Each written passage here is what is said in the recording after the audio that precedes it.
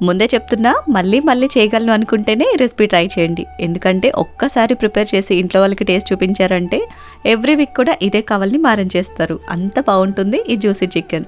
Late ఎందుకు, ఎలా తయారు చేసుకోవాలో చూసేద్దాం. ఫస్ట్ లెగ్స్తో కలిపి 3/4 kg చికెన్ తీసుకోండి. దీన్ని శుభ్రం చేసుకున్న తర్వాత రుచికి సరిపడా ఉప్పు, అల్లం వెల్లుల్లి పేస్ట్, నిమ్మరసం, 2 స్పూన్ల కారం, 1/2 స్పూన్ పసుపు, 1 స్పూన్ ధనియాల పొడి, 1 spoon garam masala, 1 spoon chicken masala, 3 స్పూన్లు కార్న్ఫ్లోర్, కొద్దిగా నీళ్లు చిలకరించుకుంటూ ఇవన్నీ కూడా చికెన్కి బాగా పట్టించాలి.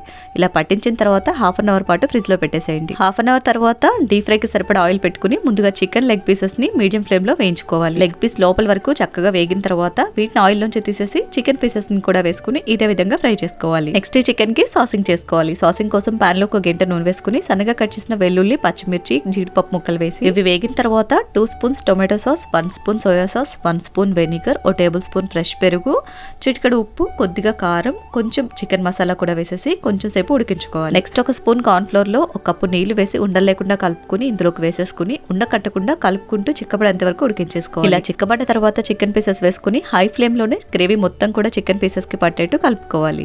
లాస్ట్ లో దించే ముందు కొంచెం కొత్తిమీర, కొద్దిగా ఉల్లికాడలు వేసి కలిపేసుకుని వేడివేడిగా సర్వ్ చేసుకున్నారంటే సూపర్ టేస్టీగా ఉంటుంది. తప్పకుండా ట్రై చేయండి. వీడియో నచ్చితే లైక్ చేయండి.